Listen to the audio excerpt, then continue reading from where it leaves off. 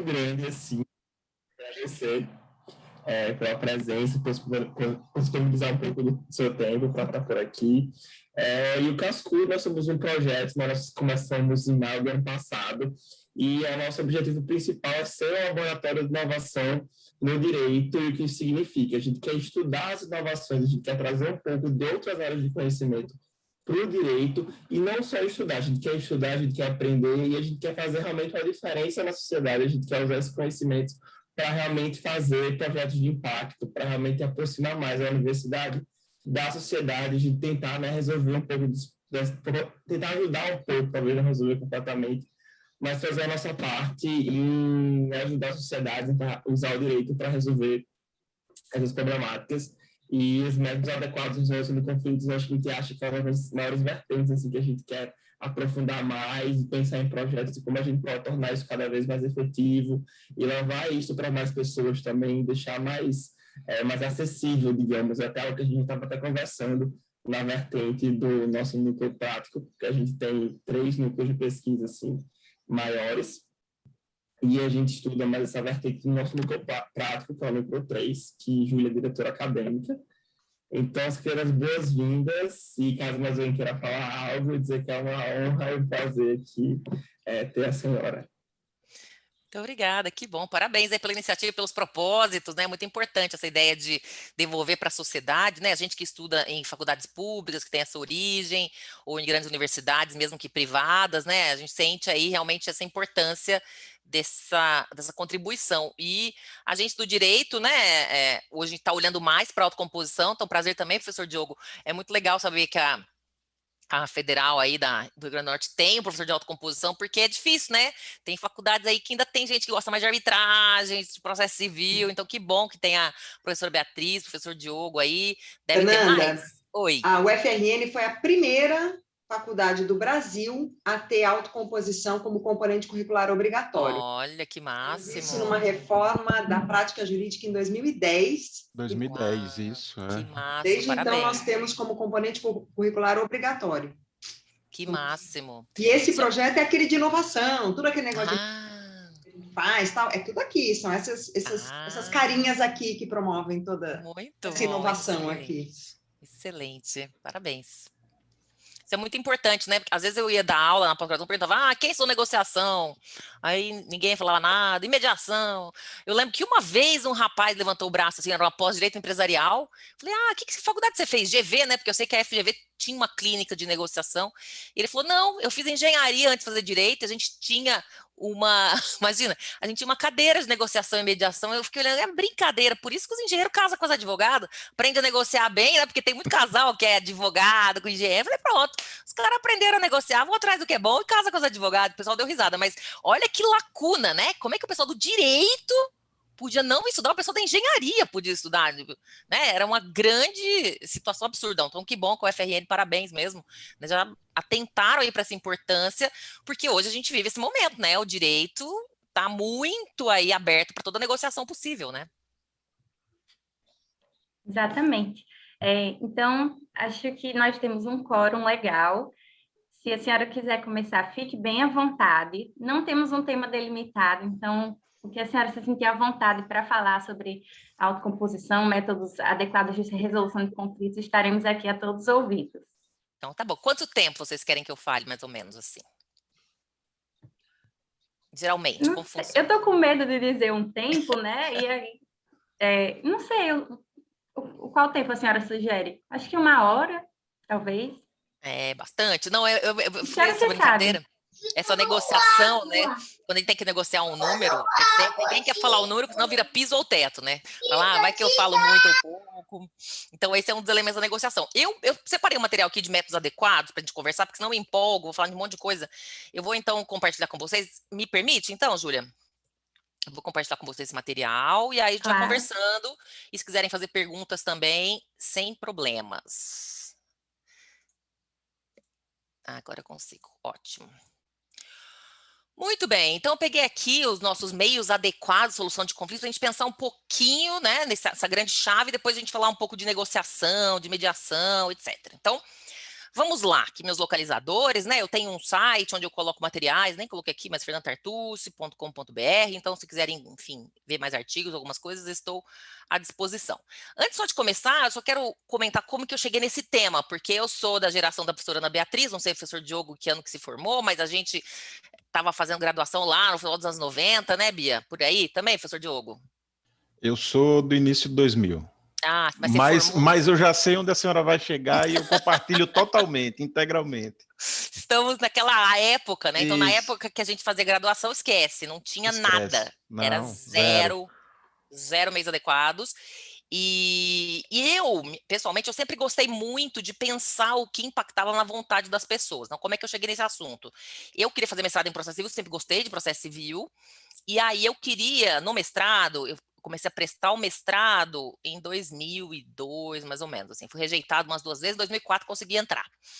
E aí eu queria estudar, veja que interessante, eu era atraída pela vontade. Onde que tinha vontade no processo civil, assim? Ações de obrigação de fazer. Então, eu queria estudar as multas, as astreintes, né, os mecanismos de coerção, como obrigar as pessoas a fazer o que elas não querem. Então, esse era o espaço de estudo da vontade no processo civil naquela época, ok? A gente não tinha estudo sobre mediação, nem sobre conciliação. Conciliação era jogada no CPC, lá, uns artigos falando do conciliador, então não tinha isso. Aí eu queria estudar isso. Como obrigar as pessoas a fazer o que elas não querem, né? Esse era o meu tema. Aí, enquanto eu fazia a disciplina do mestrado, isso é muito comum, muitas pessoas descobrem os seus temas escutando colegas fazerem. Isso é muito importante para a vida, viu, gente? Fala assim, ai, que saco, vou ter que escutar o colega. Às vezes tem um ouro ali, o colega está apresentando, fala, nossa, esse negócio é interessante. Eu já vi tese de doutorado, dissertação de mestrado, tema de TCC, surgir da apresentação dos colegas, porque o assunto fala, nossa, interessante essa conexão que ele fez, vou fazer outras. Então, eu estava fazendo uma disciplina do mestrado chamada Interdisciplinaridade de Direito.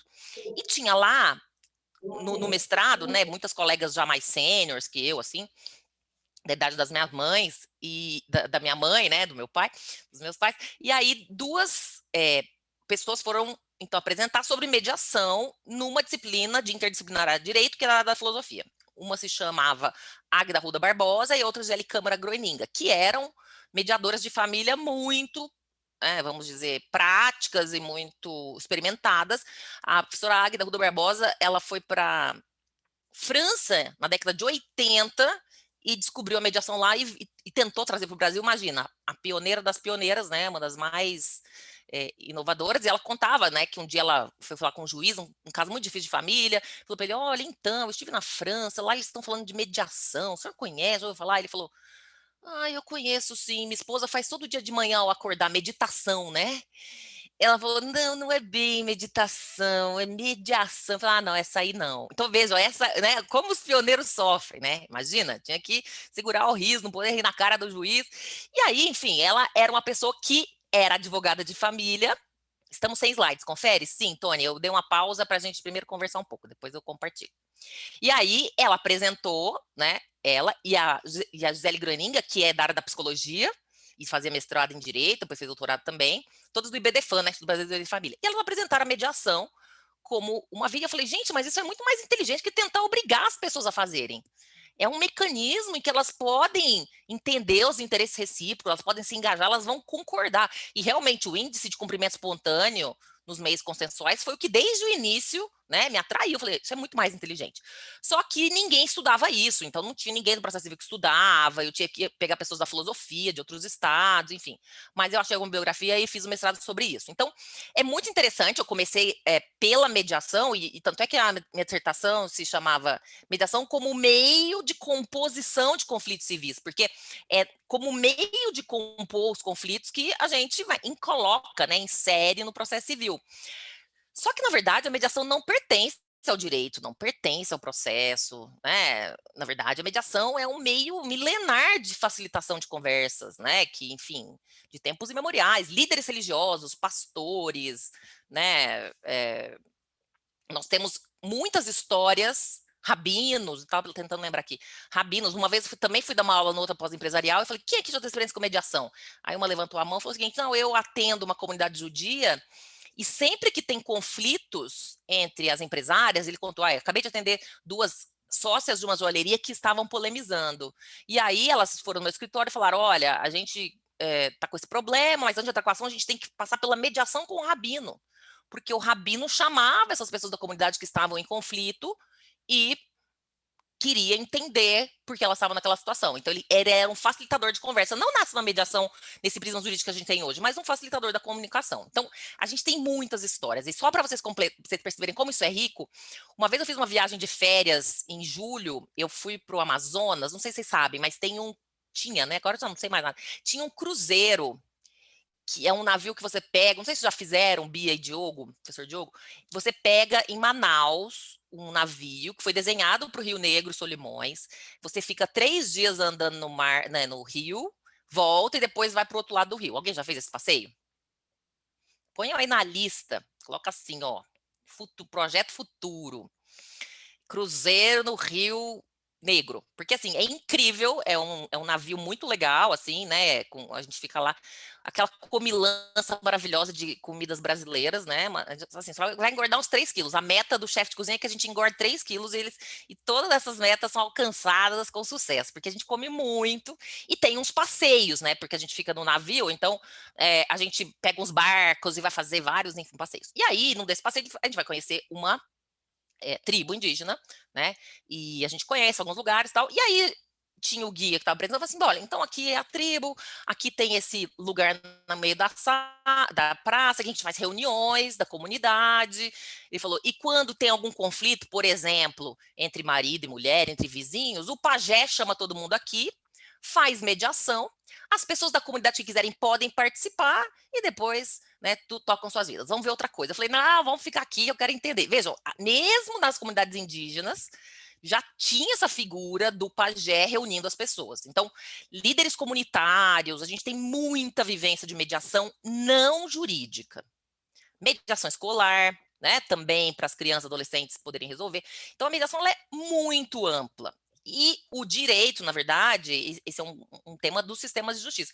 Os sistemas de justiça descobriram a mediação mais recentemente, dado o surto de processos. Então, se a gente for pegar a história mais recente da mediação, né, pensando nesse meio adequado à solução de conflitos, a gente tem, no final da década de 60, a redescoberta da mediação, que já era uma prática, como eu disse, comunitária, religiosa, enfim, que existia já em muitas outras áreas, ela é redescoberta no sistema de justiça. Por coincidência, o ano de 68 é um ano em que vários países tiveram esse florescer da mediação. Então, nos Estados Unidos, Harvard, não sei se vocês sabem, mas Harvard não aceitava mulheres no começo. Na década de 40, por exemplo, não se aceitava mulher. Então, tinha uma escola paralela a Harvard, né, onde mulheres eram aceitas, e ali nós temos uma das grandes pioneiras no estudo dos meios consensuais, que se chama Mary Parker Follett.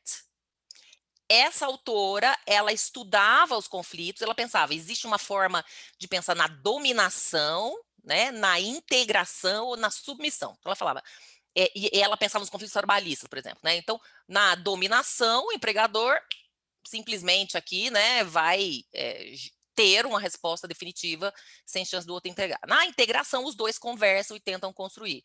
E na submissão também tem, né, um outro peso. Então, ela foi uma das pioneiras nos estudos seminais de mediação na década de 40, mas o tema mesmo começou a ganhar corpo, né, no final da década de 60. Então, Harvard foi chamada a responder a seguinte pergunta. Os tribunais começaram a pensar, puxa, está tendo um surto de processos. Esse problema de um volume altíssimo de demandas é natural em todos os países, em diferentes épocas, né? Porque a era dos direitos, como diz Norberto Bobbio, traz essa consciência de busca de elementos. Então, Harvard foi chamada a pesquisar e identificar, bom, o que a gente faz com esse surto de processo? E aí identificou, né, foi mapeando os conflitos, foi mapeando onde tinha, e se identificou que em Nova York tinha um bairro que tinha um baixo índice de criminalidade, apesar de ser um bairro, né, com vulnerabilidade social, etc., que era Chinatown. E aí falaram, puxa, mas por quê? E lá identificaram, né, que os orientais tinham na sua origem, enfim, aquela tradição de usar um mediador comunitário, geralmente um senhor de idade, mais experiente, mais vivido, para justamente chamar os vizinhos e organizar. Então, Harvard trouxe essa proposta de pensar na mediação nos tribunais, né? E a partir daí foi se criando estudos, foi se pavimentando o caminho para a mediação entrar no sistema de justiça. Isso no final da década de 60, tá?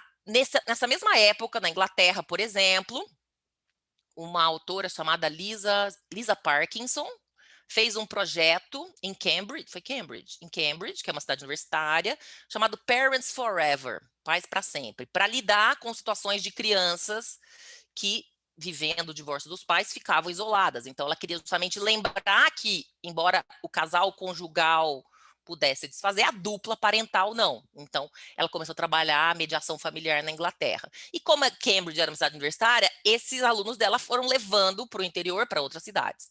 E também tem história de mediação florescendo na França, no Canadá, enfim, mais ou menos essa década, final da década de 60. Em 68, como é que estávamos no Brasil? Estávamos mergulhando numa ditadura. Então, nada de diálogo, nada de estudo, né? Estávamos sobrevivendo à violência, né? Então, a gente ficou muito atrasado. A verdade é que nós, do Brasil, só fomos nos inteirar disso, né? No final da década de 90, 2000, 2010, ainda estamos nos inteirando, hein? Isso é demorado, porque a mentalidade arraigada por décadas, séculos, demora muito a mudar. Então, a gente ainda está na fase, sempre digo, da educação sobre os meios adequados. Pô, Tartus, mas ainda, fala a verdade, calma, né? Porque a gente está competindo com muito tempo. É que nem a luta contra o patriarcado, contra o machismo. Quantos séculos, quantas décadas, quantas práticas estão sedimentadas nisso? Então, é a mesma coisa aqui, né? Essa ideia de uma lógica de julgamento também permeia muito as interações. Então, a gente do Brasil chegou nesse movimento muito depois para estudar isso. Isso tem vantagens e desvantagens, é claro. A vantagem é que a gente pode aproveitar toda a bibliografia, a gente pode estudar e aprender com os erros dos outros, né? Porque tem coisas que não funcionaram lá e não repetir os mesmos erros. Mas isso também é difícil, porque a gente adora praticar os próprios erros, né? Falar, não, o Brasil é um lugar diferente, a gente tem uma prática peculiar, eu já ouvi várias vezes em palestra, vamos fazer a mediação à brasileira, falar, ai, que medo, o que será que ele está querendo dizer, né? Porque se Harvard estuda isso, imagina, desde muitas décadas atrás vem estudando, né? Já viu coisas que funcionam, não funcionam, nós vamos inventar a roda agora, né? Então, no final só falo, também não faz nada, porque pôr a mão na massa e criar um modelo de mediação é fácil falar, mas é difícil fazer, tá? Então, só para a gente situar, a gente tem um caminho para chegar até aqui quando a gente pensa nos métodos adequados, né? Então, agora eu vou para o material, senão eu empolgo. Falei que eu empolgava? E aí a gente não consegue percorrer aqui esses elementos. Então, vamos lá. Eu gosto muito dessa frase porque ela lembra a importância da atitude. Sempre que você está em conflito com alguém, há um elemento que pode significar diferença entre arruinar o relacionamento e aprofundá-lo. Esse elemento é a atitude. Isso, gente, serve para todas as situações da vida. Tá? Uma vez eu estava indo no aniversário do meu sobrinho e meu marido estava dirigindo e bateram no carro, né? Empurraram a gente para frente. Ninguém machucou, mas a gente levou uma pancada. Ele ficou muito nervoso, eu falei, fica aí, não sai do carro. Eu vou lá, eu não estava dirigindo. Quem está dirigindo sente mais o impacto, tá? Porque ele que está conduzindo, então parece, né, que é mais impactante. Eu fui lá, falei, vi que era uma mulher meio atrapalhada, com uma placa de fora de São Paulo, eu falei, oi, tá tudo bem? Você machucou? Ela, não machuquei, tô perdida aqui, desculpa. O que aconteceu? Ela falou, bati no seu carro. Ela já deu uma confessada assim maravilhosa, né? E aí ela falou, ai, desculpa. Eu falei, mas você tá bem? Posso fazer alguma coisa? Ai, me orienta a sair daqui. Aí eu orientei, ela falou, nossa, muito obrigada, toma aqui o cartão, liga pra minha seguradora e ele vai consertar tudo. E aí, no final das contas, foi uma coisa simples, mas eu deixei meu marido nervoso lá e conversei com ela de uma forma serena. Nem sempre a gente consegue fazer isso, mas vocês percebem que a atitude gerou total diferença no resultado, na vivência do problema, porque problemas vão existir. Eles fazem parte da realidade, embora nos vendam aí esse mercado maravilhoso, que a vida é só satisfação, não é. Tormentas e perturbações sempre acontecem. E eu sempre brinco, né, Bia, que a vida é que nem videogame, a próxima fase é mais difícil, né? Então, vocês acham o quê? Né? Outro dia eu fui fazer uma mediação com uma mediadora como medianda. Vocês acham que é fácil? Uma mediadora como parte da mediação? Não é fácil, né? Porque ela aí queria muitas vezes dominar o procedimento. Então, essa ideia, né, de que você tem uma atitude que faz a diferença é muito importante. E isso vai também ser uma premissa a ser considerada nos meios consensuais. Eu contei esse exemplo numa sala de aula e depois uma aluna me deu um feedback e falou, professora, aconteceu comigo a mesma coisa e eu fiz. Lembrei de você quando bateram no meu carro, respirei fundo e aí cheguei lá fora a mulher estava desesperada, eu dei um abraço nela, ela não acreditou, a gente ficou amiga até hoje. Falei, olha, até a amizade nasceu, empolgou-se, né? Mas, de qualquer maneira, essa atitude faz diferença. E ela, às vezes, é impulsiva até de conceber. Como assim bateram no seu carro, né? Mas também essa cultura de paz, também essa visão sobre o conflito vai gerando aprendizados para a vida. São concretizações. Veja, eu não consigo sempre, tá? Tem um vizinho aqui no prédio que tem um ranço aí contra mim e eu contra ele, que esse não deu para conversar. Acontece também, mas também é aprendizado, né? Quando você percebe o valor do conflito. Ai, que angústia, ele tá no elevador, entra ou não entra? Eu não tô pressada, não posso ficar nesse ranço aqui. Vou entrar no elevador. Você percebe? Às vezes funciona, às vezes não funciona, mas a ideia é a gente praticar e a gente ter, né, boas experiências e ruins experiências, más experiências também, para ir ampliando aqui o portfólio. Então vamos lá. A adequação, né, tem essa ideia de um encaixe adequado. Então eu vou adotar o meio mais apropriado para compor o impasse. Essa é uma tarefa do operador de direito, quando ele é o gestor do conflito, né? Ou então do gestor. Às vezes você tem empresas, você tem empresários, você tem a própria pessoa em conflito, né? A própria pessoa em conflito, muitas vezes tem que se virar, como eu fiz com meu vizinho, né? Por isso, até uma coisa interessante, né? Quando você é parte do conflito, a gente sempre fala que é importante, se você vai precisar judicializar, você não advogar em causa própria. Você procurar um colega, porque ele vai ter um distanciamento. Tem até uma frase que brinca com isso, né? Quem advoga em causa própria tem um burro como cliente. Olha, né, atacando aqui. Né, a professora Beatriz concordou. Professor Diogo, concorda também, professor Diogo? Às vezes, quando a gente acaba fazendo alguma coisa, mas depois arrepende, eu não devia ter feito, né? Porque essa objetividade, esse distanciamento que você tem em relação ao objeto são muito importantes, porque senão você acaba comprometido usando dois chapéus ao mesmo tempo, o chapéu de parte e o chapéu de profissional. Tá? Então, assim como o médico não se opera, não faz a própria cirurgia, não faz o próprio tratamento, a gente também não deve, né, ter aí atitude sozinha. Quando tem, não dá tão certo como poderia. Então, vamos lá. Para a gente fazer essa gestão adequada, a gente tem que pensar, a gente tem que conhecer o conflito e conhecer os meios de abordá-lo. E aqui, eu acho que a gente já tem um problema de saída na faculdade de Direito. Por quê? Porque a gente já sai estudando logo os meios, né? Então, quando a gente tem disciplina de processo civil, eu já estou estudando o meio processual, estatal e os conflitos. Eu agora, veja, já fiz doutorado, já tem um tempo aí que eu fiz doutorado, já fez 10 anos que eu fiz doutorado, agora eu estou começando a olhar para alguns conflitos. Por exemplo, conflito de família eu já olho há um tempo, que eu tenho um livro, Processo Civil no Direito de Família. Agora eu estou olhando, por exemplo, para os conflitos de consumo. Tem algumas peculiaridades em cada tipo de conflito. O conflito de consumo tem algumas peculiaridades, o conflito empresarial tem outras. Então, se a gente fosse fazer uma comparação com a medicina, é como se o médico tivesse que estudar a doença e depois os tratamentos. E não pudesse estudar direto o tratamento, concorda? Em direito, a gente faz um pouco isso. Vamos estudar o processo civil como forma de lidar com o conflito. Mas que conflito? Por que o processo? Né? Por isso que é importante que a UFRN tenha uma cadeira de autocomposição, porque eu preciso pensar em várias formas de tratar, porque dependendo do conflito, dependendo das pessoas, né, eu vou ter um rompimento que vai ser muito pior, né, do que o conflito originário. Então, pensem numa situação de um conflito de família, né, em que o casal não consegue conversar direito. Pode acontecer um efeito multiplicador de conflitos. Então, eles não conseguem conversar, e aí esse é um problema, né? O conflito muitas vezes gera uma falta de comunicação, uma desatualização sobre o que está acontecendo, e aí o conflito vai embora.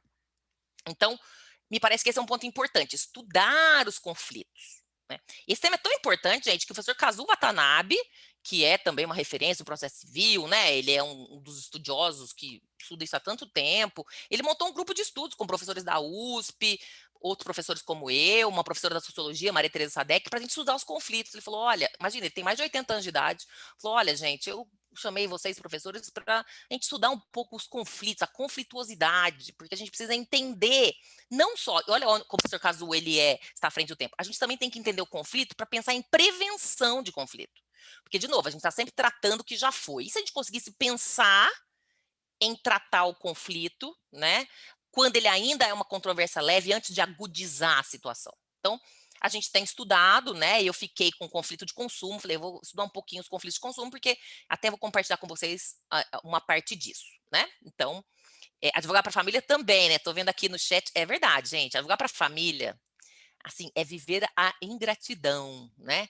Você vai, advoga, responde de domingo, telefonema, aí vai pra praia e não oferece nem um camarãozinho pra gente na praia, né? coisa desagradável, não paga e nem o camarão a gente ganha, nem a caipirosca, nada, né? Então o trem é feio. Bom, então é isso. Eu preciso conhecer um pouco do conflito e preciso conhecer os meios de abordá-lo. Como eu disse, isso de conhecer o conflito nem sempre a gente tem com profundidade. Então a gente vai precisar fazer uma análise, né, do contexto, das pessoas e do ambiente. Então vamos lá, vamos pensar um pouco no conflito, que é o nosso material de trabalho, né? O conflito pode ser visto como um impasse, como dilema ou como aquela impossibilidade de coexistência. Eu também gosto desse conceito jurídico, desse vocabulário, não sei se vocês conhecem o vocabulário do De Plácio de Silva, ele já é falecido, mas é um clássico, vocabulário jurídico, né? E ele traz ali alguns verbetes em que ele explica sobre o prisma jurídico. Entrechoque de ideias ou interesses, em razão do qual se instala uma divergência entre fatos, coisas ou pessoas. Então, você percebe aqui que a chance de acontecer o conflito é muito grande, né? Porque entrechoque de ideias ou interesses que vai, então, promover uma diferença entre fatos, coisas ou pessoas. Então, esse é um primeiro dado. O conflito é natural. Por quê? Porque as pessoas têm ideias diferentes.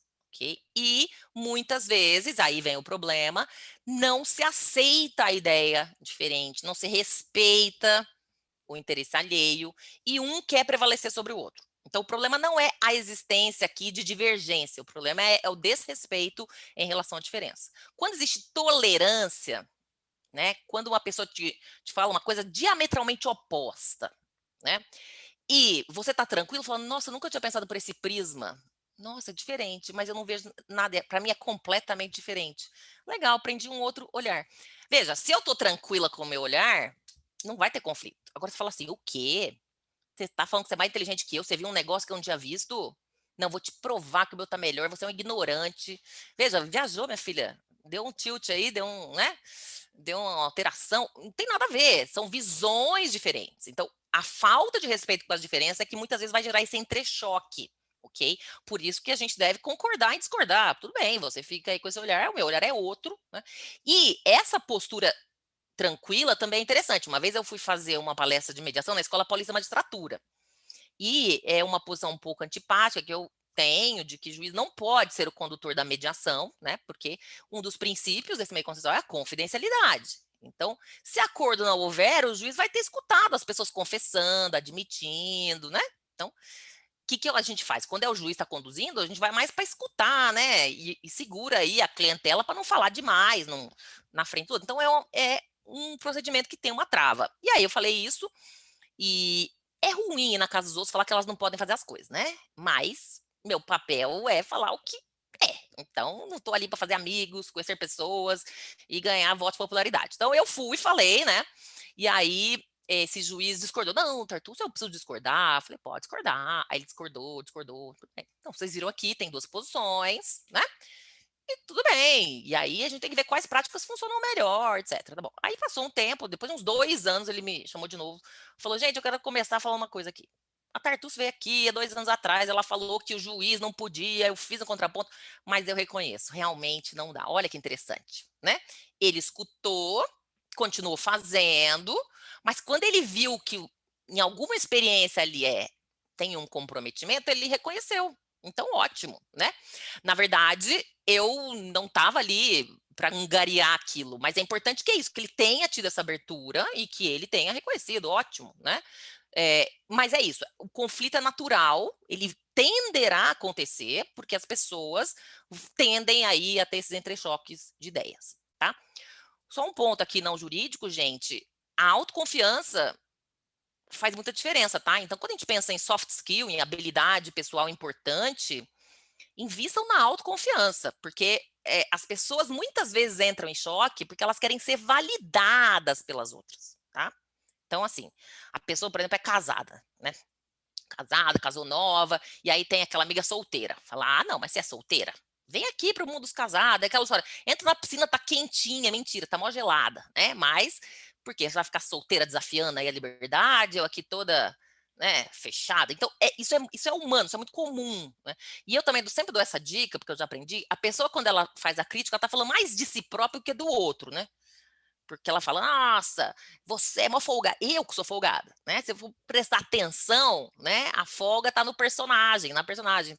Porque a boca fala do que o coração tá cheio, tá? Então, quando você vai entendendo um pouco mais essas coisas, você vai ficando mais desapegada da plateia, né? Do eleitorado, né? Fala, ixi, Maria, essa pessoa sendo essa pessoa. Né? Meu irmão Flávio Tartucci é um civilista, muito forte, empolgado, de vez em quando ele, né, fica mais empolgado, ele fala, nossa, Flávio sendo Flávio, não é nada comigo, né? Ele que tá aí na empolgação dele. Então, quando você vai reconhecendo essas coisas, você vai se desapegando um pouco, você vai percebendo que, né, não é tanto o outro que faz diferença. E aí eu vou dar uma indicação de um livro não jurídico, quem quiser ler, quem gostar desse tema, eu gosto muito desses temas do mundo interno, que chama Felicidade Autêntica. Não sei se alguém já leu.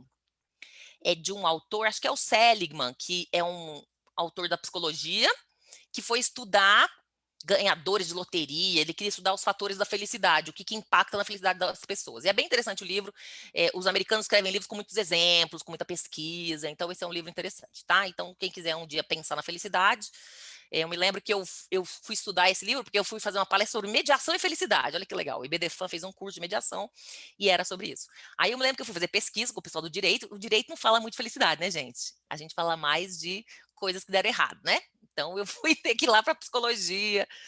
E eu lembro, até conversei com um professor, né, de tributário, ele falou, Fernanda, foi perguntar de felicidade do povo do direito, você tem que ir lá numa concessionária de carros chiquérrimos e perguntar o que é felicidade. Eu falei, mas que é um materialista? Você acha que a felicidade está em comprar um carro novo? Não, pelo menos ele testemunha com a felicidade, nós do direito aqui na derrota, né? Aqui é mais difícil ter essa felicidade. Mas, de qualquer maneira, são temas interessantes, esses do mundo interno, das percepções, tudo isso vai ser impactante no perfil das pessoas. Então vamos lá, na análise do conflito, é interessante olhar quais são as peculiaridades desse conflito. Porque por muito tempo a gente achava que os conflitos eram situações objetivas homogêneas, né? Por exemplo, nos conflitos de consumo, será que quais são as peculiaridades dos conflitos em que os consumidores são participantes, né? As disputas são meramente econômicas? E por que essa pergunta é importante? Porque por muito tempo se teve a ideia de remeter os consumidores para juizados especiais, antes chamavam de pequenas causas. Então, conflitos de baixo valor econômico, hoje são juizados especiais cíveis. Ah, manda para o juizado, não tem um capricho muito grande, porque são coisas simples. E será que um conflito de consumo é uma coisa simples? Em relação ao valor, o valor pode ser baixo, mas será que tem essa situação puramente econômica? Então, aqui, vejam, a grande diversidade que está nessa chave de conflitos de consumo. Um homem usou todas as economias para comprar um terreno sem saber que ele alagava. O comprador do carro 0 km usou a imprensa para reclamar de um barulho que não foi resolvido pela concessionária. E um consumidor se revolta com dívidas que continuam abertas mesmo após terem sido pagas. O que a gente percebe aqui? Né? Você pensa nesse conflito da dívida que foi paga já. É um valor econômico alto? Vai pedir um dano moral, né? Porque já foi paga a dívida. Enfim, vai pedir aqui o valor em dobro, estão cobrando R$1.000 uma última parcela, vai cobrar o valor em dobro, R$2.000. Mas vejam, exatamente, famosas frustrações e expectativas, escreveu aqui o Marcos. Então, é muito interessante isso, né? Embora seja um conflito de consumo, o valor envolvido não quer dizer nada. Você tem aqui uma sensação de que existe algo por trás, né? Existe um sentimento por trás.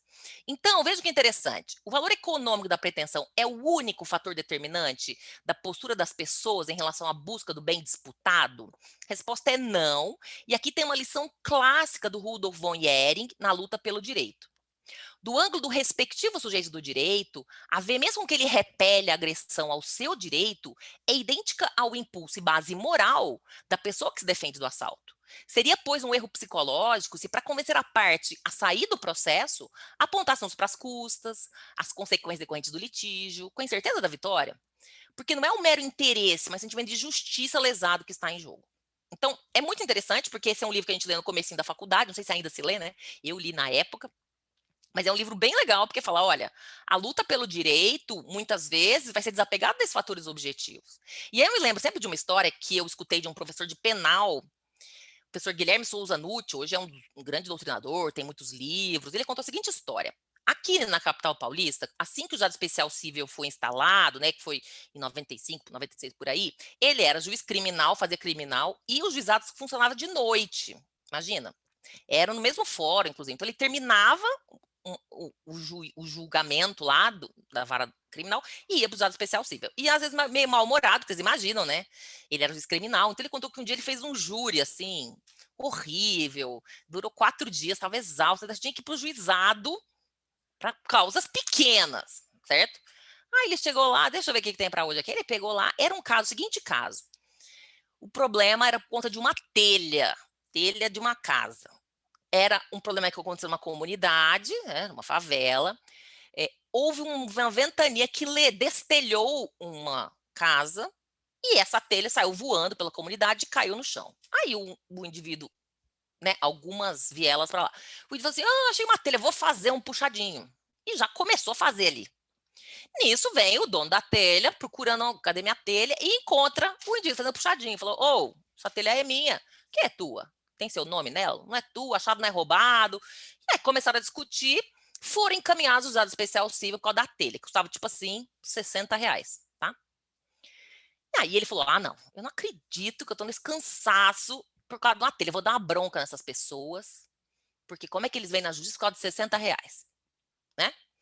E aí ele falou que ele deixou o pessoal entrar. Quando o pessoal entrou, eles estavam se olhando com uma cara de ódio, assim, né, assim, enfurecidos. Ele falou, nossa, se eu não cuidar desse negócio direito, vai dar outro júri. Ele falou, eu vou recolher a minha bronca aqui, eu vou cuidar desse negócio direito, né? Ele identificou, sabe, assim, motivo fútil. O que aconteceu? Os senhores estão aqui, o que aconteceu? Aí um começou a contar, doutor, seu doutor, contou a história da telha, outro, mas o achado não é roubado, calma. E aí, alguém propõe alguma coisa? Eu proponho, olha, é o seguinte, o negócio é complicado, mas eu proponho pagar em 5 parcelas de R$12. 5 parcelas de R$12. O outro fala, tá bom, se você pagar, eu aceito. E aí resolveram lá, assim, ele falou, gente, eu dediquei 10 minutos para escutar o que tinha acontecido, eles mesmos se entenderam e saíram de lá com a cara mais serena. Você vê, não é o valor do conflito, concorda? Porque se ele dá uma bronca em todo mundo, falar, o juiz não respondeu, agora a justiça dos homens não deu certo, agora você vai se encontrar com o capeta, com Deus, sei lá quem. Concorda que podia gerar um júri? Então, a composição adequada dos conflitos não pode ser apegada nesse valor econômico, isso é uma visão pobre, né? Não é o valor que é pobre, a visão é que é pobre, porque você tem aí, muitas vezes, né, um elemento de confiança, um elemento muito importante para a pessoa envolvida. Então, né, essa situação das expectativas, como bem lembrou aqui. Então, quando a gente olha para as situações de consumo, eu também tenho esse problema, né? E aí eu sempre gosto dessa imagem aqui, porque uma outra causa comum de conflitos, além do problema na comunicação, falta de respeito, é a existência de expectativas irrealistas. Porque quando as pessoas celebram suas relações jurídicas, elas se casam, elas compram uma casa, elas, enfim, celebram um contrato de consumo, elas acham que vai ser pista livre, né? O céu é o limite. A realidade é mais complexa, né? Mais enrolada. Então, muitas vezes, elas se frustram, né? Como foi bem falado aí no chat. E aí tem esse estudo interessante sobre conflito dessa autora, Cimeia Barbato. Ela é da área acho que é da antropologia, não é nem do direito. Ela foi no juizado fazer um estudo sobre conflitos no mercado de consumo, consumidores e seus direitos. Ela ficou acompanhando, é um trabalho de 2008, acho que foi o doutorado dela. Ela ficou acompanhando por várias semanas as pessoas observando, né? Pessoas num juizado especial, vendo justamente sobre esses conflitos. E aí ela dizia, 335 páginas, você vê que rendeu bastante a pesquisa dela. E ela fala justamente sobre isso, né?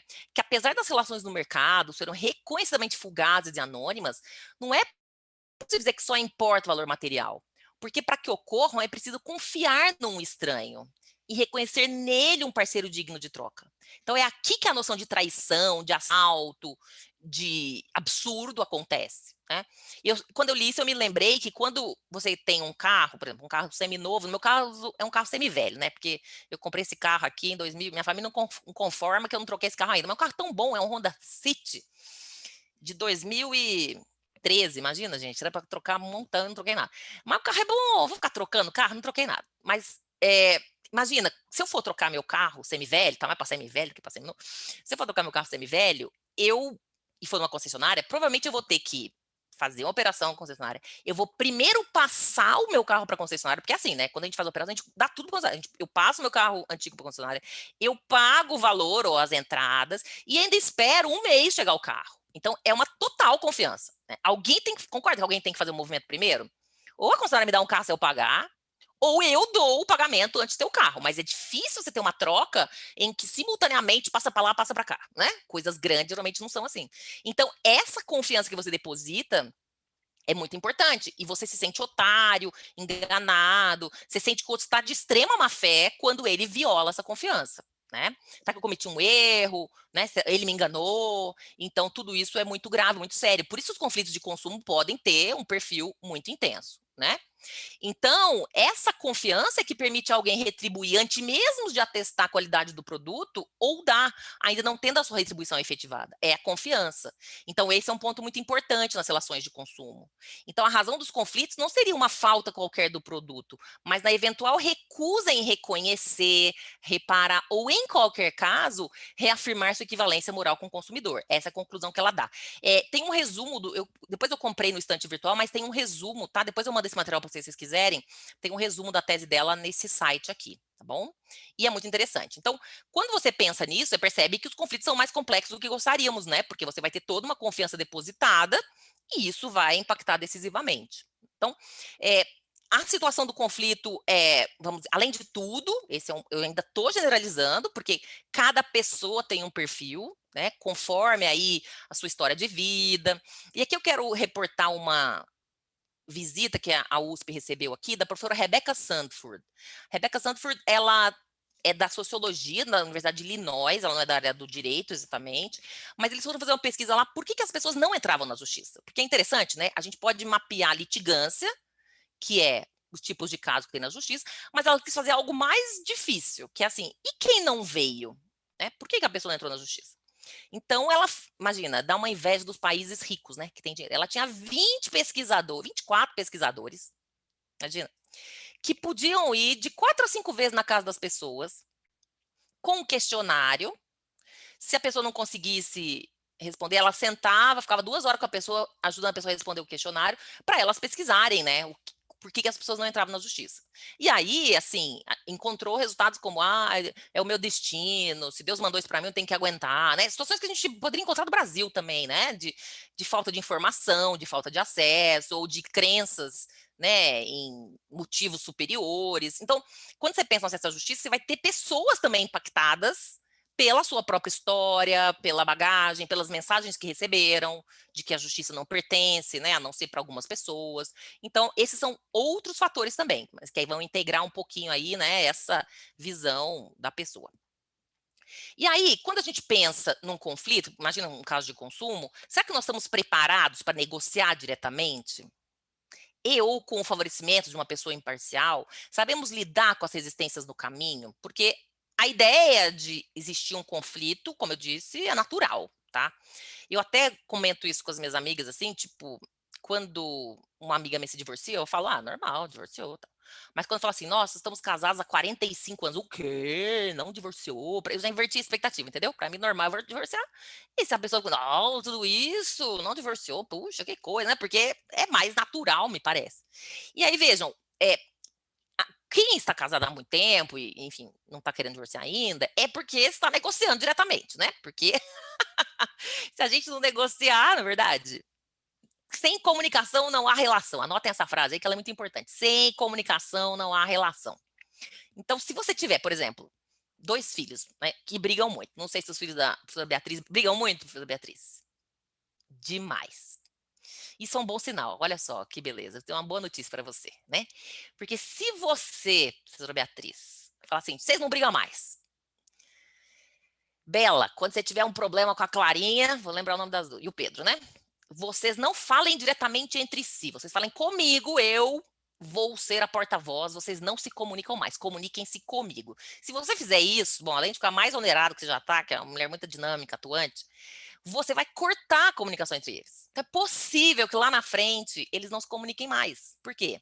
Não, eu não tinha interação com a minha irmã, com o meu irmão. Eu falava com a minha mãe, a minha mãe. Então, assim, você vai ter uma comunicação mais intensa com eles, mas eles não vão ter entre si. Então, a chance que eles têm de ter amizade, ter interação no futuro vai sendo cortada, porque eles desacostumam, falam, não preciso lidar com isso. Então, o fato das pessoas estarem em interação, ainda que em conflito, significa que uma se importa com a outra, concorda? Se eles estão brigando, é porque importa a opinião do outro. E quando você corta a comunicação, você cria uma chance de não ter mais relação. Eu conheço irmãos que não se falam, porque a mãe e o pai fizeram exatamente isso, não quero briga, vocês falam com o pai e com a mãe, e até hoje são adultos, não se falam. Então, cortou essa relação porque eles não aprenderam a lidar. E a gente precisa aprender a lidar com os conflitos. Então, é muito importante, sem comunicação não há relação. E, quando você tem um conflito, veja, eu vou negociar com outra pessoa, né? Às vezes a pessoa sente assim, ah, mas é desagradável, eu vou dar o contra, né? Por exemplo, você quer fazer uma coisa, a outra pessoa não quer. Ah, eu vou falar. Já pressupõe que o conflito vai gerar um climão. Ih, vai dar um climão, não sei se climão, vocês ainda usam climão, né? Ou é cringe, falar climão, ainda usa. Ih, vai dar um climão, a pessoa vai ficar aí com ranço, já pressupõe toda uma situação difícil, não vou falar nada, quer saber? Eu vou engolir isso aqui, né? Eu não queria ir, mas eu vou. Aí é péssimo, porque eu sempre brinco assim, se você tem dúvida se você quer ir ou não, é porque você não quer ir. Se você quiser, você saberia.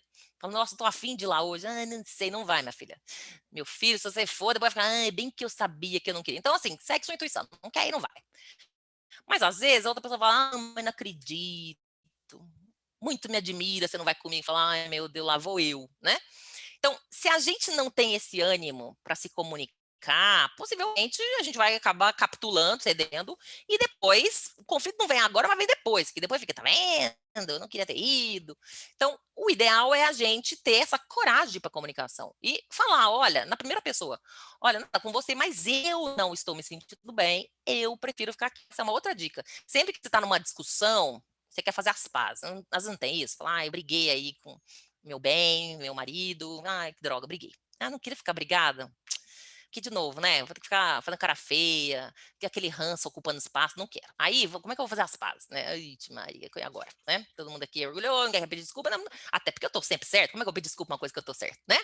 Difícil. Mas aí, você pode falar o seguinte, olha, eu quero falar com você. Eu me senti muito chateada com o que você falou, eu me senti injustiçada. Veja, eu não estou dizendo que ele me chateou, concorda? Você me chateou. Não, eu me senti. Porque quando eu falo na primeira pessoa, eu me senti, não tem como eu falar, mentira, você não se sentiu, não. Né? Eu falo, ah, como assim? Eu que sei. Mas se eu falo, você me justiçou, eu não te justicei nada, tá louca, né? Então, quando você fala na primeira pessoa, você fala, ó, eu fiquei chateado, porque eu achei que me sentindo assim, né, injustiçada, não me senti reconhecida. Não, aí ele vai falar pra mim, não, mas não foi minha intenção, você entendeu errado. Aí retira tudo que ele falou, que beleza, né? Então, de alguma maneira, existe uma forma, eu defendo que você pode falar qualquer coisa. Se você falar com jeito, com serenidade. Se não tiver com serenidade no momento, sai de perto, fala, não vou nem conversar, que eu vou brigar aqui. Com licença, vou brindá-lo com meu silêncio, que eu tô caindo fora, né? Depois volta, tá mais calmo, dá para conversar. Porque às vezes é isso, o timing, o momento adequado também é difícil. Tá? Então, são coisas que a gente vai aprendendo na interação, mas o importante é não romper a comunicação. Porque se a gente rompe a comunicação, então imagina o pai e a mãe que estão brigando aí pela situação da guarda da filha, diante de um divórcio.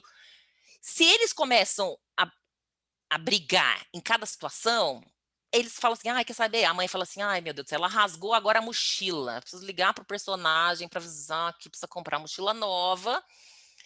E ele vai fazer um maior furdunço. Eu não vou ligar não, sabe? Não vou pagar essa mochila, dane-se. Aí, dali a uma semana, a menina tem uma crise de asma à noite. E o nebulizador não tá funcionando. Ela vai na farmácia, 200 pontos, fala, ai, meu Deus, eu vou ligar para que ela precisou comprar remédio, que saiu de madrugada, né? Aí, dali, a terceira vai falar, não, chega, agora eu vou contar, ó, é o seguinte, teve um problema aqui, não tá mais servindo o maiô, ela fez a anotação, ah, mas também, você administra tudo muito mal, te deu aquele dinheiro da pensão, fala, pô, meu filho, você não tem ideia da missa metade, mas por que ele não tem ideia também, né? Porque ele é participativo, ele tem a conta dele, e também não foi comunicado. Então, apesar da chatice, hoje nós temos meios escritos de comunicação, manda um zap aí, contando, estou aqui na farmácia gastando R$ 200, disso, daquilo. É importante ele estar na mesma página do que está acontecendo, ele estar atualizado sobre a comunicação. Porque quando a gente corta a comunicação, existe uma defasagem de informações. Não é justo, não é certo, e isso piora o conflito, né? Vai gerando ressentimento e a sensação de injustiça, tá? Então, esse é um ponto importante aqui. Bom, negociar diretamente pode ser difícil, porque dentro desse histórico dos conflitos que deram errado, mas uma pessoa imparcial, né? A gente comentou que às vezes o rabino, o líder religioso, o pastor, muitas vezes eram, né, pessoas que vinham tentar favorecer, né? Dizendo, olha, vocês são um casal, vocês precisam conversar, o que está acontecendo, né? E esse é um pressuposto, é uma pessoa imparcial, ok? Ele não pode tomar lados. Então, se ele falar, não, eu vim aqui defender o sacrossanto casamento e o papel secular do homem como condutor, errado, já adotou um lado, saiu do papel de imparcialidade, perdeu a legitimidade. Então, o desafio para a pessoa imparcial é parecer e continuar imparcial até o final do procedimento. É o nosso maior desafio como mediadoras, conciliadoras, mesmo os árbitros e os juízes, qualquer pessoa que interfere no conflito alheio precisa ser e parecer imparcial. A condição de legitimidade para você atuar vem dessa equidistância, porque se você tomar um lado, você perde a chance de atuar. Nesse sentido, tem uns vídeos interessantes, depois se quiserem procurar no YouTube, de um programa que tinha no Fantástico chamado O Conciliador. Era um programa que mostrava. Na verdade, a Globo estava novelizando conflitos antigos, né? Mas não contava isso pra gente. Eu sei porque era feito aqui, a gravação aqui em São Paulo, no Museu do Tribunal de Justiça. Ninguém fazia conciliação naquela sala, né? Mas, enfim, dava uma novelizadinha. E era o Max Geringer, que é um cara da administração de empresas que apresentava, enfim. E era um absurdo. Eu assistia, meu marido era meu namorado, eu falava, nossa, que absurdo. Ele falava, quer que eu mude de canal? Não, deixa aí, pelo amor de Deus, que eu preciso assistir esse negócio até o final, né? Porque era tão bizarro, assim. E aí, passava um tempo, o problema não é meu. Ah, esse é maravilhoso. Esse é o lema do mediador, né, Natália? Esse é o manto do mediador. O problema não é meu, o problema não é meu, né? Porque, olha, é muito pesado. Mas, nesses quadros do Conciliador e do Fantástico, vai falar que a pessoa é mediadora, conciliadora. Aí, teve uma vez que a mediadora falou assim, você tem que fazer isso. Eu falei, pelo amor, tem que? Mediador falando tem que? Conciliador falando tem que? Socorro, né? Não pode. Tem que, é lógica do julgamento. O juiz, o árbitro vão julgar, tem que. Mediador e conciliador estão na casa das possibilidades, do pode, autonomia privada, são as pessoas que têm o poder. Então, é outra lógica, né? A lógica do julgamento é uma, a lógica da negociação é outra. Então, nem sempre é fácil, né? Existem aí obstáculos pessoais e dificuldades de lidar com as resistências no caminho, porque muitas vezes as pessoas não colaboram, né? E as pessoas perdem a paciência. Então, lembrando o papel da advocacia, né? Hoje a gente pensa nesse papel de orientar o cliente, assessorá-lo tecnicamente, não só sobre os direitos, mas também sobre os meios para obtê-los. E providenciar, caso alcançado um acordo, a sua oficialização jurídica. Então, isso, gente, dos meios para obtê-los, hoje a gente tem um cenário muito extenso de meios consensuais. Imagina, a gente tem uso capião consensual extrajudicial. Isso é impensável. E eu vou dar um exemplo para vocês entenderem como eu nunca podia imaginar que isso acontecer. Eu sou advogada aqui, voluntária na assistência judiciária, como vocês têm aí também, né, professora Ana Beatriz? O núcleo de prática, chama núcleo de prática? Yes. Então, a USP tem uma associação de alunos e ex-alunos chamado Departamento Jurídico 11 de Agosto, eu sou advogada voluntária lá desde 2005, ok? E aí, a gente uma vez recebeu lá uma senhora, senhora Darcy, dizendo o seguinte, que ela chegou, isso aí foi mais ou menos, deixa eu ver, acho que faz uns 10 anos que ela foi lá. Ela chegou assim, ó, é o seguinte, então 10 anos atrás foi 2011.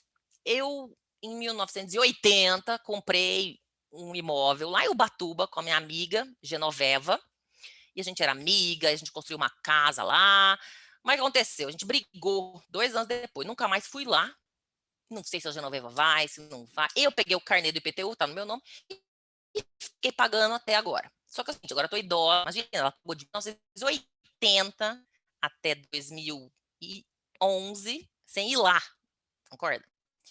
Só que eu fui idosa.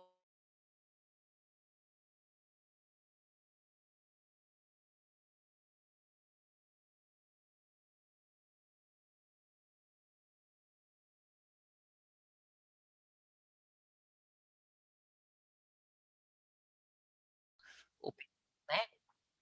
Mas aí doação tinha imposto, né? E aí todo mundo pobre ali não ia dar, pensando que os outros também fossem pobres. Hoje, se isso fosse hoje, a gente teria uma resposta. Olha, a senhora, identificando que tem pessoas lá, a senhora pode reconhecer, concordar que eles fizeram uso capião, que eles estão lá mais do que o prazo previsto em lei, e a senhora concorda com a titularidade. Veja que interessante. O consenso é poderoso, ela pode reconhecer. Então, ela pode concordar com o uso capião extrajudicial, vai ser tudo feito no cartório. Então, hoje existe um grande espaço para o consenso. O consenso é poderoso. Você pode fazer uso campeão, retificação diária, os vizinhos estão brigando lá, retificação diária no cartório, reconhecimento de paternidade, né? Escritura pública de divórcio, de inventário, desde que haja consenso, não haja incapazes envolvidos, né? Reconhecimento socioafetivo de parentalidade, de paternidade, pode ser feito direto no cartório, mudança de nome de pessoa transexual, né? Também pode fazer no cartório. Então, cada vez mais, a gente tem um movimento de desjudicialização, de poder atuar fora do judiciário. Mas qual é o pressuposto? Consenso.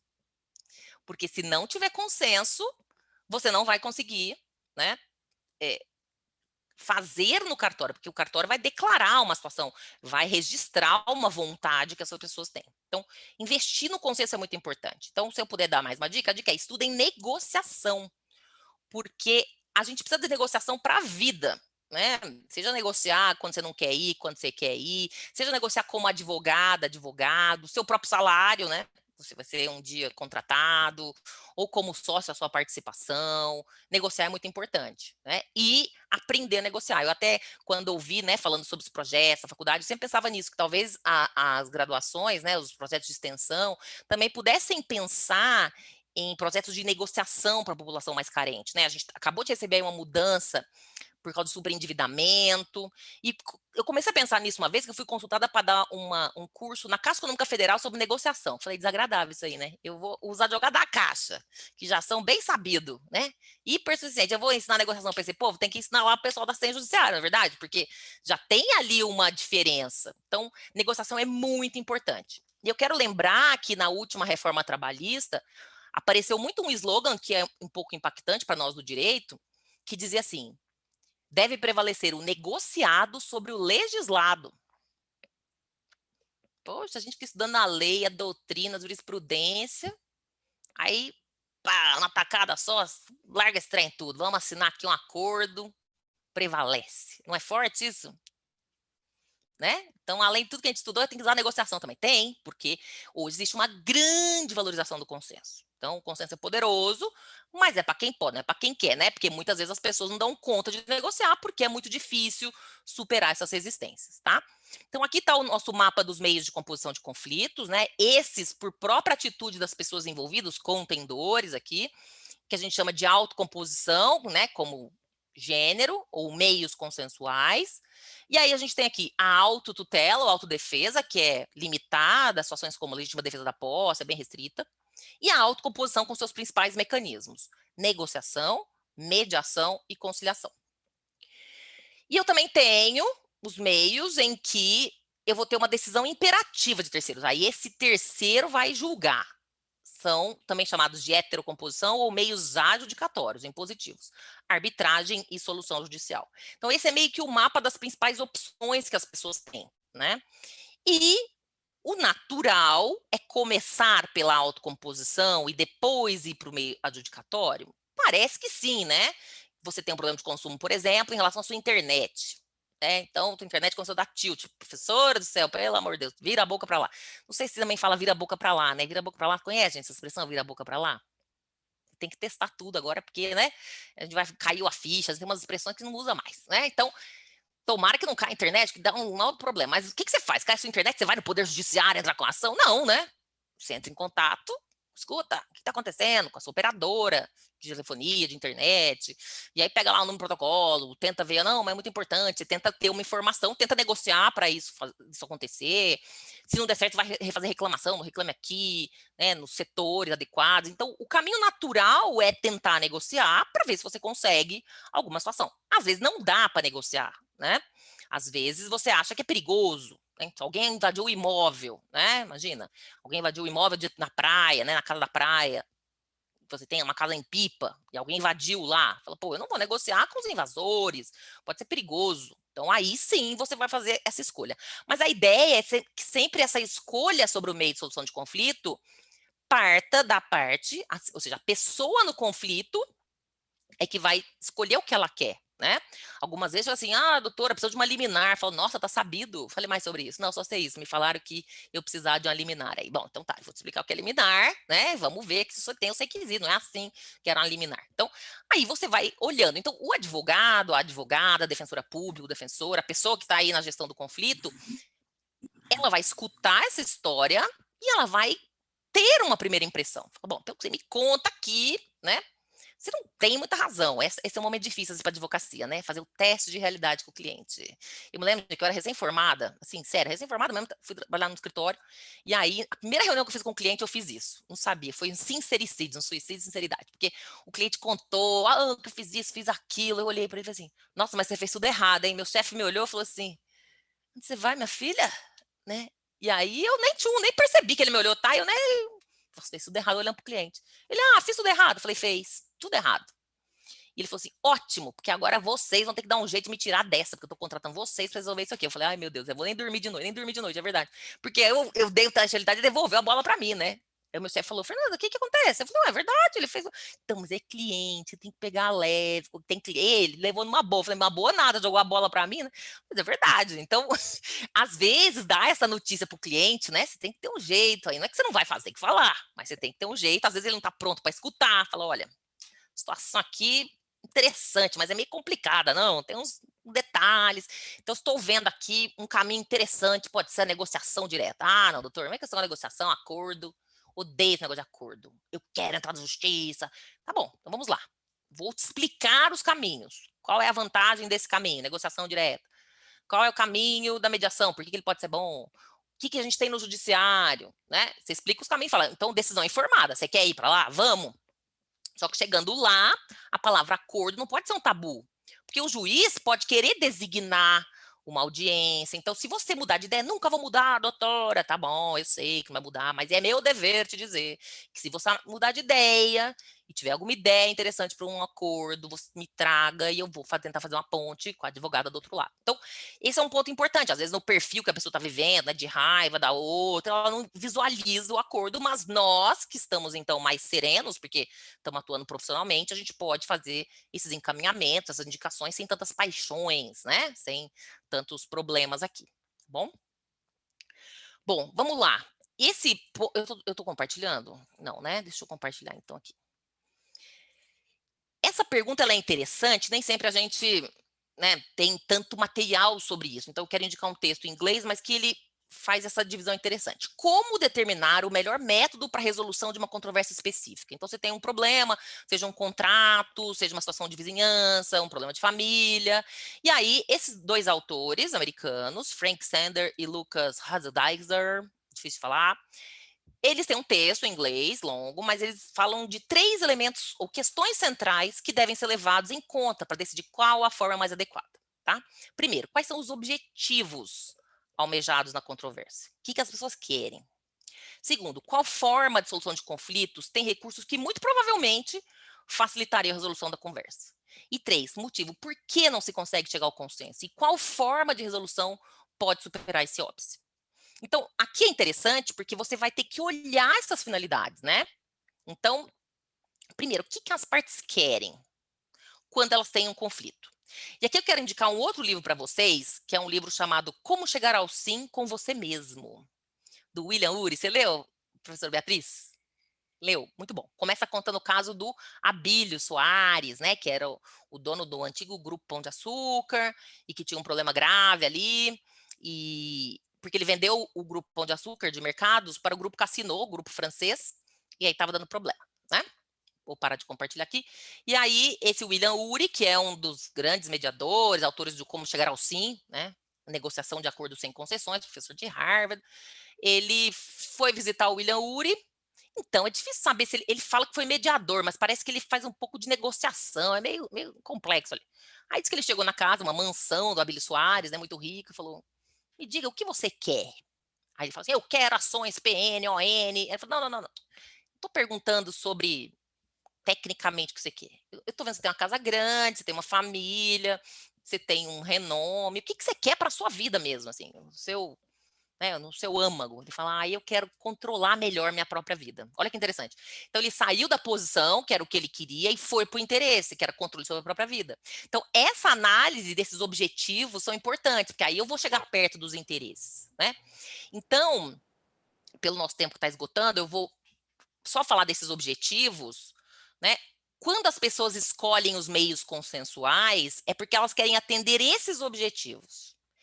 Elas querem minimizar custos, contar com rapidez, alguma privacidade e manter o relacionamento, tá? Então, os meios consensuais são vocacionados para entregar esses resultados, né? Vejam, é um franqueador, um franqueado, tem um problema no contrato. O franqueador não quer perder cliente da sua lista de franqueados. O franqueador quer continuar com essas empresas, né? Ele quer também pouco gasto com isso. O conflito não deve ser objeto de gastos. Vamos resolver isso rápido. E, por favor, privacidade. Eu não quero expor a minha marca com esses problemas. Eu quero ter aí, né, um certo sigilo. Então, quando as pessoas querem esses objetivos, os meios consensuais como a mediação são mais interessantes. E vejam, a maior parte das pessoas que a gente conhece quer isso aqui, ó, que são elementos menos técnicos, né? Veja, rapidez, economia, um pouco de privacidade e manter o relacionamento. Ninguém quer fechar a porta, concorda? É um empresário com um parceiro comercial, é um familiar que vai ter que encontrar o personagem nas festas de casamento, formatura, né? Vai ter que ter um vínculo, né? É vizinho, vai encontrar o elevador. Então, quer saber? Vamos resolver isso aqui sem grandes problemas. Então, esses costumam ser os objetivos mais comuns das pessoas, tá? E na adjudicação, quando eu tenho arbitragem ou solução judicial, o que as pessoas querem? Estabelecer precedentes, obter a justificação ou arriscar por máxima vantagem. Então, vejam, as empresas têm um contrato, né, que se repete, aquele contrato se repete em vários outros. Fala, puxa, eu vou testar agora esse contrato. Eu preciso ter o olhar público, ele dizer qual é o valor desse meu contrato. Né? Então, eu quero esse precedente, porque isso vai ser importante para os meus outros casos. Né? Até vou dar um exemplo. Houve o caso de uma pessoa que ela tinha uma academia e ela fez um contrato privado de prestação de serviço com os professores dela. Ela tinha 18 professores, tá? E aí, o que ela fez? Ela fez esse contrato privado e aí, quando um dos sócios morreu, 2 pessoas entraram na justiça. Uma professora de dança, que dava 1 hora de aula por semana, e um professor de karatê, que dava 3 horas por semana, pedindo vínculo trabalhista, né? Descanso semanal remunerado. Gente, a mulher que tinha 1 hora aula por semana pedia descanso semanal remunerado, né? Férias, enfim, pediu aquilo tudo lá. E aí ela falou o seguinte, a dona da academia falou, e aí, faço acordo? E aí ela falou, puxa, mas sabe o que eu queria? Eu queria que o juiz me dissesse se esse contrato tá valendo, porque se ele disser que meu contrato tá ok, eu vou ficar tranquilo com meus outros 16 funcionários. Agora, se ele disser que não, eu vou colocar todo mundo na folha de pagamento. Então, eu vou testar esse meu contrato e vou ter um precedente. E aí o juiz trabalhista não falou que eles eram empregados e deveriam ter sido registrados? Então, ela usou esse teste, né, judicial, criou um precedente e depois colocou todo mundo na folha de pagamento. Aí depois ela fez acordo para pagar, né, de um jeito melhor. Então, também quando você tem essas situações de querer ter um horário público, não é comum, tá? É meio raro obter justificação, por exemplo. Né? Então, a pessoa quer uma indenização ou um bônus a mais que não estaria previsto originalmente. Bom, se o juiz mandar dar, né? Entrou na justiça, o juiz deu, então tem uma justificação externa para aquilo ser pago. Né? Ou arriscar por máxima vantagem. Às vezes se acha que no Poder Judiciário pode haver mais vantagem. A grande realidade, gente, é que esses objetivos que a gente vai ter na arbitragem são um pouco mais complexos, mais técnicos, concordam comigo? Porque estabelecer precedentes, obter justificação, ou mesmo arriscar por vantagem, eu estou entrando numa seara um pouco mais elaborada. Aqui, ó, eu tenho coisas mais básicas. A maior parte dos nossos clientes, as pessoas que estão com seus casos judicializados aí, classe média alta, enfim, são aqui. Esse caso aqui do juiz, né, precisar estabelecer um precedente, aí são os grandes casos de contratos milionários, aí vão para arbitragem, inclusive, né, que tem mais discrição. Então, talvez a gente tenha um uso do Poder Judiciário que é muito desgastante para um resultado que não é necessário, concorda? Porque naquele caso de visita entre os familiares, precisa de um precedente sobre como vai ser a visita, vai ser usado em outros casos? Não, isso é segredo de justiça, o caso de família. Então, né, além do que, mesmo quando tem precedente, né, a professora Beatriz já expôs isso muito bem, né, no caso em que o acórdão do Supremo falou do direito à felicidade das uniões homoafetivas, nem serve de precedente nos outros casos, né, professora Beatriz? Então, de qualquer maneira, a gente às vezes tem um desgaste muito intenso para algo que não precisa. Então, essa filtragem adequada dos casos realmente vai ser mais coerente. E aí, a advocacia, a defensoria que fizer isso, vai até fidelizar melhor as pessoas, porque vai entregar o resultado pretendido de uma forma mais rápida, mais eficiente, do que relegá-la a um processo demorado, sabe-se lá quanto, e com que tipo de ranço, né? Porque o vencido nunca é convencido.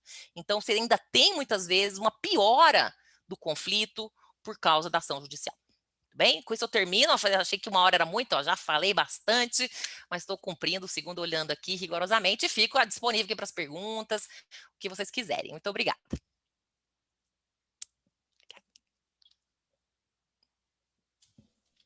Obrigada, professora Fernanda, foi uma verdadeira aula. Passou bem rápido, na verdade.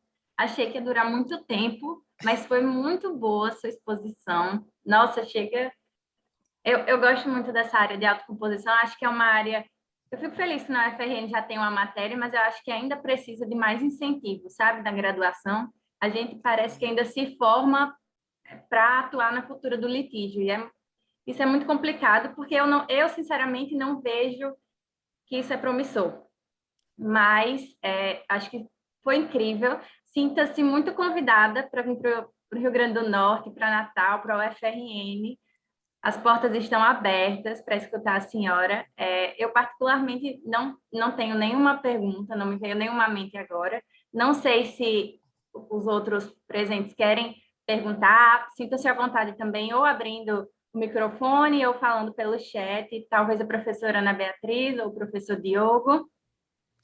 Não, eu tenho, na verdade, que me desculpar, porque passou tão rápido, professora Fernanda, que foi tão bacana, tão fantástico esse compartilhar todo, que eu tenho aula agora, eu vou dar aula agora de 6h45, já começa a aula, eu já estou atrasado, por sinal. Eita. Mas eu só fui realmente me deparar com essa situação da finalização da sua fala. Então, eu agradeço demais a presença, enfim, para mim, por ser atualmente já 4 semestres, né, o professor dessa cadeira de autocomposição, é fantástico vir, porque é bom porque reverbera, né, pelo menos um pouco do que a gente tenta falar em sala de aula, né, e sem dúvida alguma, tudo, o próprio vídeo e tudo que foi falado, enfim, colocado, eu vou tentar colocar para os nossos alunos que não tiveram oportunidade de vir por conta de horário, etc.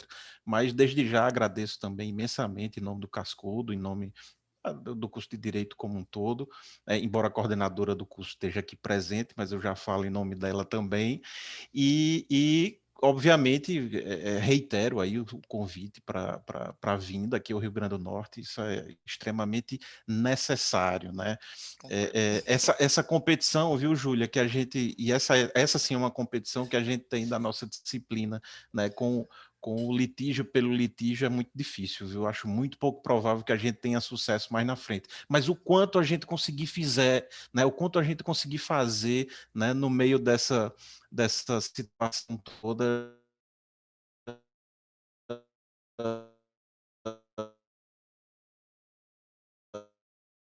acho que já vai que culpa. Vou realmente Imagina. precisar sair por conta da turma. Claro. Pessoal, Tranquilo. Obrigada, super até obrigada. mais. Boa aula aí. Obrigado. Fernanda, o Diogo, além de ser professor, colega da UFRN, e a gente divide vários projetos juntos, ele é meu sócio no escritório também. Ah, que legal. Ele está aqui a sala ao lado, aqui Ah, é minha estagiária, que já foi meu bom. estagiário também, estamos todos em família aqui. Muito bom, hein? Aí sim. Que Não bom. Não, é incrível, né? Vocês viram que o tema é fantástico, a Fernanda é maravilhosa, né? Parece tudo tão simples, né? Tão fácil, né? Tão lógico. Mas, além do tema ser super legal, né? A Fernanda tem vários textos e tem um livro sobre a mediação, né? Mediação especificamente na área de família, que tem um caráter